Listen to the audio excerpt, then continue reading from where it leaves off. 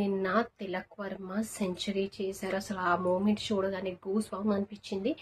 First time తను century చేశారు. ఆ మూమెంట్ అయితే చాలా హ్యాపీగా అనిపించింది. ఎవరికైనా అదే కావాలి కదా, సెంచరీ కొట్టాలి, నేను కూడా ఒక రికార్డ్ క్రియేట్ చేసుకోవాలని ఎవరికైనా ఉంటుంది కదా. సో ఆ ఫీల్తో ఆ జోష్కి తను ఉన్నారు. తిలక్ వర్మ అయితే సెంచరీ కొట్టేశారు.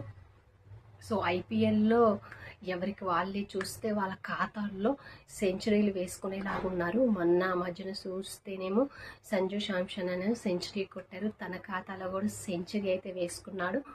నిన్న మ్యాచ్లో ఏదైతే ఉందో తను తిలక్ వర్మ తన ఖాతాలో సెంచరీ అయితే వేసేసుకున్నారు. ఇలా ఈ ఐపీఎల్ 2006లో ఒకళ్ళ తర్వాత ఒకళ్ళు సెంచరీలు అయితే చేస్తున్నారు.